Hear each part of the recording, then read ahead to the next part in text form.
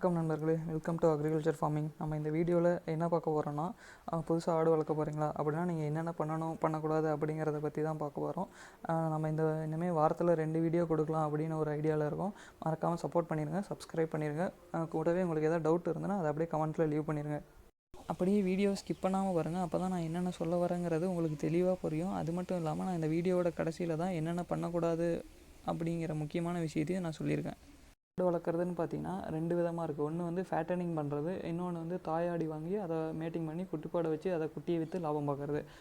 இது ரெண்டில் நம்ம இந்த வீடியோவில் எதை பற்றி பார்க்க போகிறோன்னா, நம்ம தாயாடு வாங்கி குட்டிப்பாடை வச்சு லாபம் பார்க்குறத பற்றி தான் பார்க்க போகிறோம். ஃபஸ்ட்டு இதில் வந்து நம்ம பார்க்க போகிறது பார்த்திங்கன்னா ப்ரீடு, அதாவது நாட்டாடு, தலைச்சேரி, போயர், ஜமுனாபரி, சிரோஜித், இந்த மாதிரி நிறைய ரகம் இருக்குது. நாட்டாட்லேயே பார்த்திங்கன்னா நிறைய வெரைட்டி இருக்குது. நம்ம இந்த வெரைட்டியில் எந்த ப்ரீடு வச்சுருக்கோம் அப்படின்னு பார்த்திங்கன்னா தலைச்சேரி வச்சுருக்கோம். அப்புறம் வந்து போயரில் ஒரே ஒரு ஃபீமேல் மட்டும் வச்சுருக்கோம். நம்ம இந்த ப்ரீடில் எந்த ப்ரீடு வளர்க்க போகிறோம் அப்படிங்கிறது வந்து நம்ம எதை வச்சு செலக்ட் பண்ண போகிறோம்னா, நம்ம லோக்கலில் எது ஈஸியாக கறிக்காகவும் விற்க முடியும், அதே சமயத்தில் வளர்ப்புக்காகவும் விற்க முடியும் அப்படின்னுங்கிறத வச்சு தான் நம்ம இதை செலக்ட் பண்ண போகிறோம். அடுத்தது பார்த்திங்கன்னா நோய் மேலாண்மை, அதாவது டிசீஸ் கண்ட்ரோல். இதில் முக்கியமான பங்கு எது வகிக்குதுன்னு பார்த்திங்கன்னா டிவார்மிங், அதாவது குடற்புழு நீக்குதல். இதுக்கு வந்து ஐவர்மெக்டின், அல்பெண்டசோல், ஃபென்பெண்டசோல் இதோட காம்பினேஷன் 3 ஒரு டைம், அதாவது 3 months ஒன்ஸ் கேப்பில் கொடுத்துட்டே வந்திங்கன்னா டிவார்மிங் பண்ணிடலாம்.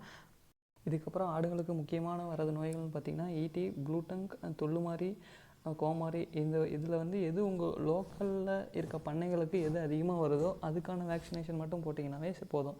மீதி எல்லாமே சப்போஸ் லோக்கலில் பக்கத்தில் ஏதாவது துள்ளுமாரி இருக்கா, அதுக்கான வேக்சினேஷன் போட்டிங்கன்னா கரெக்டாக இருக்கும். அப்படி இல்லைன்னா உங்களோட லோக்கல் கவர்மெண்ட் வெட்டினரி டாக்டர்ஸ்கிட்ட கேட்டிங்கன்னா அவங்க எந்தெந்த சீசனில் எந்தெந்த நோய் வரும் அப்படின்னு அனலைஸ் பண்ணி வச்சுருப்பாங்க. அதுக்கு தகுந்த மாதிரி அவங்க வேக்சின் ப்ரிஸ்கிரைப் பண்ணுவாங்க. அதை போட்டிங்கன்னாவே கரெக்டாக இருக்கும்.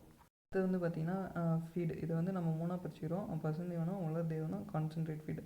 உலர் தீவனத்தில் வந்து பார்த்திங்கன்னா கடலக்கொடி, சோளத்தட்டு, அதாவது நாட்டு சோளத்தட்டு, இது ரெண்டையும் காய வச்சு சுருட்டி எடுத்து வச்சுக்கிட்டா இது வந்து ஒரு வேளை கொடுத்துக்கலாம்.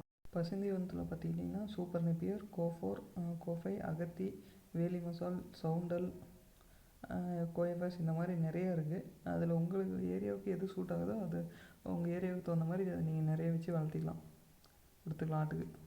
அடுத்தது இந்த தீவனத்தை எல்லாமே சாஃப் கட்டரில் தான் கட் பண்ணி போடணுமா அப்படின்னு கேட்டிங்கன்னா ஒரு அவசியம் கிடையாது. ஏன்னா இப்போ நீங்கள் ஒரு 10 ஆடுக்கு கம்மியாக வச்சுருக்கீங்க அப்படின்னா சாஃப் கட்டர் தேவையில்லை. 10 ஆடுக்கு அதிகமாக இருக்குது அப்படிங்கும்போது சாஃப் கட்டர் இருந்தால் தீவனம் வேஸ்ட் ஆகாது. இப்போ நம்ம இதெல்லாம் எடுத்துகிட்டு போய் ஆட்டுக்கு போடும்போது கண்டிப்பாக கொஞ்சம் வேஸ்ட் ஆகும். சாஃப் கட்டரில் போட்டு போடாமல் கட் பண்ணி போடாமல் போட்டோம்னா வேஸ்ட் ஆகும். அதே சாஃப் கட்டரில் கட் பண்ணி போட்டோம்னா எல்லாத்தையுமே சுத்தமாக சாப்பிட்ரும். நம்மளுக்கு வந்து அங்கேருந்து வேஸ்ட்டு நிறைய அள்ளி போடுற வேலை இருக்காது.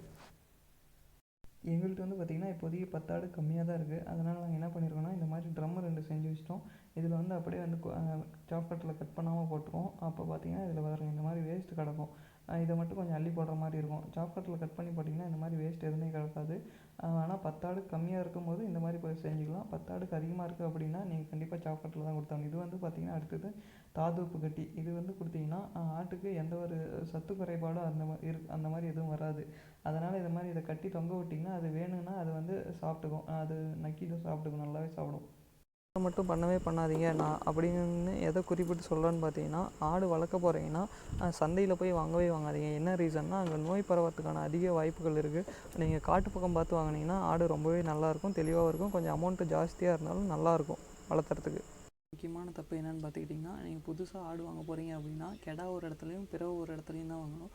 ஏன்னா அப்படி வாங்கும்போது தான் ஜீன் வேறு வேறையாக வரும். அப்படி இல்லைன்னா ஜீன் ஒரே ஜீனில் வரும்போது குட்டி வந்து அந்தளவுக்கு தரமாக போடாது. கான்சன்ட்ரேட் ஃபீடு பற்றி நான் தனியாக ஒரு வீடியோ போடுறேன். ஏன்னா அதுதான் ஆடுங்களோட வளர்ச்சிக்கு முக்கியமான பங்காக இருக்குது. நான் என்னோடய 2 வருட ஆடு வளர்ப்பில் இருக்க அனுபவத்தை வச்சு தான் நான் இந்த வீடியோ மேக் பண்ணியிருக்கேன். இதில் ஏதோ தவறுகள் இருந்தால் மறக்காமல் கமெண்ட்டில் லீவ் பண்ணுங்கள், நம்ம வந்து சரி பண்ணிக்கலாம்.